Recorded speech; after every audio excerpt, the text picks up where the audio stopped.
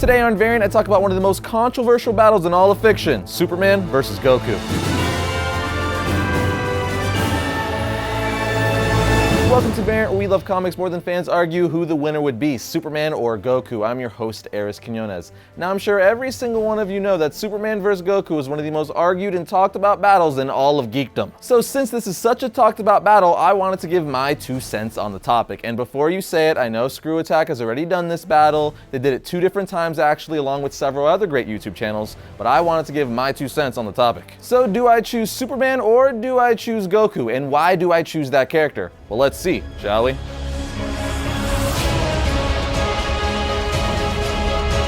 Now, usually we give brief origins for the characters we're talking about in Versus episodes, but today I want to change it up and get right to the character's powers and abilities, and then tell you what character I think would win and why. But if you want an origin or history of Superman or Goku, go check out our history of episodes we did on each of the characters. With that said, let's talk about how strong these guys are, starting with Goku. As many of us know, Goku became a Super Saiyan in the Frieza saga. For those of you who don't know what a Super Saiyan is, it's basically a transformation that is achieved by extremely powerful members of the Saiyan race. All you really need to know is that it means that particular Saiyan is extremely powerful. There's also different levels of being a Super Saiyan, and Goku has been all of them, like Super Saiyan 1, 2, 3, and 4. Although Super Saiyan 4 is from Dragon Ball GT, which technically isn't in official Dragon Ball canon. But what is in canon is Goku becoming a freaking Super Saiyan god. Yes, you heard me, a god. In this form, Goku can obviously battle other gods, which is just nuts. Now, you might be thinking, being a god is pretty insane. There's no way you can get more powerful than that. But guess what? Goku did, because he's a man who overcomes his limits. In the movie Resurrection of F, Goku achieved the form of Super Saiyan God Super Saiyan, which is a really horrible name and a mouthful to say,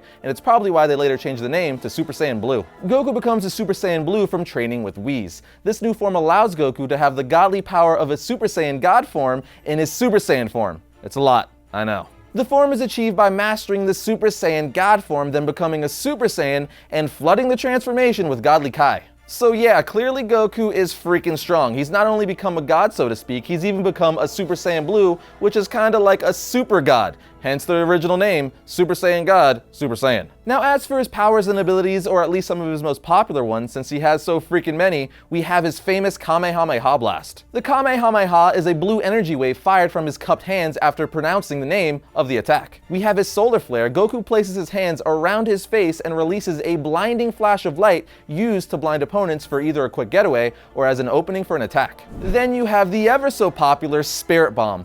Goku gathers energy from the area around him to form a positive energy ball that is highly effective against beings of evil. Instant transmission, Goku typically places his 2 fingers on his forehead and senses a Kai signature and then instantly teleports to that location. You have his homing energy wave. He can fire an energy wave that tracks and homes in on his opponents by locking on to their energy signature. You have his Kaioken. This move multiplies Goku's Kai, or life energy force, and power by 2 times, or even more depending on how much Goku's body can handle. Goku has a ton of other powers like flight, telekinesis, telepathy, and even more special attacks. But I think all of you get the point, which is that he's one of the most powerful heroes in all of fiction. But let's move on to the Man of Steel. He has super speed, he's just a little slower than the fastest man alive, the Flash, also super agility, and he could fly at superluminal speeds in space, meaning he could fly faster than light. He also has heat vision and frost breath, amongst other powers like having enhanced senses, such as hearing, eyesight, and almost impenetrable skin,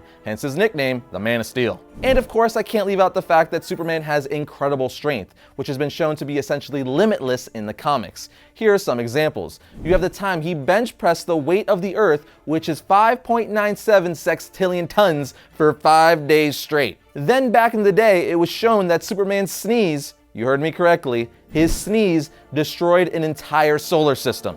That is so OP, it's downright ridiculous. But it doesn't stop there. He's also held a miniature black hole in his hand, and he's even sealed tears in time and space with his heat vision. And it's been mentioned in the comics on more than one occasion that Superman can destroy an entire planet with a single punch. And the last thing I'm going to mention is when Superman fought his counterpart from another universe, their battle was so intense that each blow was altering reality itself. I don't know the mathematics of how hard you have to be hitting someone for that to be a thing, but I could only assume really freaking hard. So there you have it. Goku has Super Saiyan God power and strength as Super Saiyan Blue, and Superman is so strong he can sneeze away an entire solar system. I can't get over that. That's so ridiculous, it is not even funny. But nonetheless, it's part of Superman's history, so it counts, because I'm not just talking about pre-crisis Superman, or post-crisis Superman, or New 52 Superman. I'm just talking about the idea of Superman in general. Which brings me to who I think would win this fight. Basically what it comes down to is Goku is a character who overcomes his limits, where Superman is a character that doesn't have any limits. And I know other people have said that before, heck, I've even said it before, but that's because it's the truth. I mean, the very idea and whole point of Superman is that he's supposed to be the most powerful hero.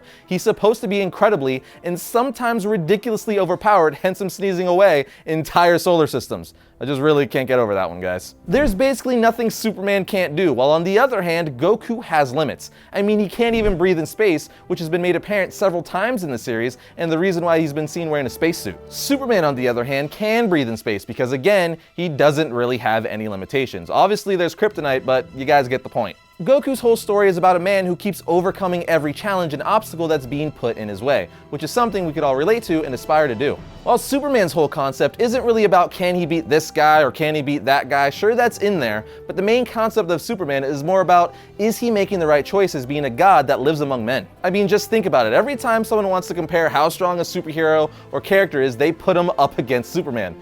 Goku versus Superman, Hulk vs. Superman, Sentry vs. Superman, One Punch Man vs. Superman. Why do you think this is? Because he's the standard to fictional character strength and power. But even besides that, Superman is more than just a character, he's an ideal. So if tomorrow they invent a character that can beat someone with the flick of their pinky, Superman would find a way to overcome that because, again, Superman is an ideal and is as strong as the story needs him to be. He's simply not meant to lose. Sure, Doomsday killed him back in the day, but guess what? He came back because that's what Superman is at his very core, which is a character who will always find a way to overcome anything, even in death. And all of what I just said is why a lot of people don't like Superman, because he's not relatable. And that's fine because he's not supposed to be relatable. But him being so powerful is what I think makes Superman so interesting. You have this alien who's all powerful and can take over the planet or entire galaxy if he wanted, but instead he wants to help and save us. Because he sees hope and potential in us, and to me that's just really interesting. So even though other characters might compare in strength or power, they still lack Superman's very reasoning for existence.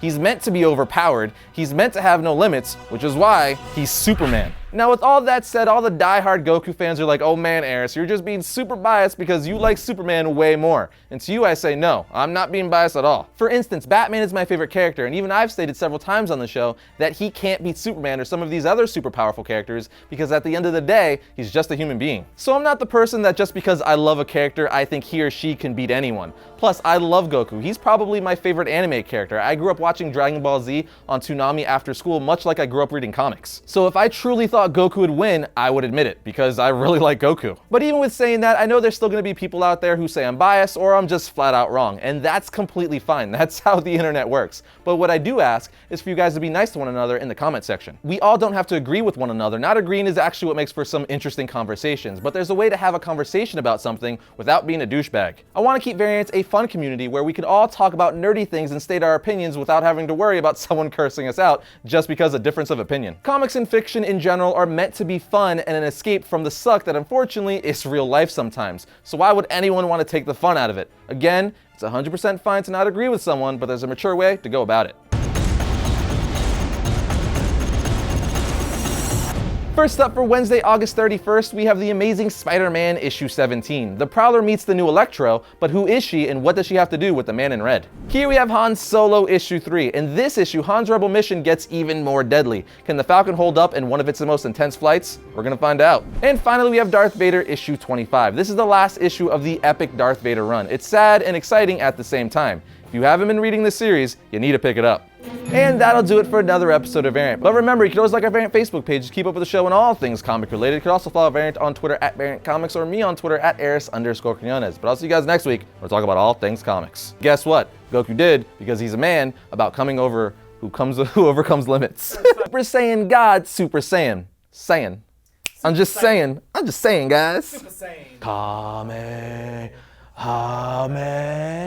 Ha! Yeah, see, the ha is when you release the Kai.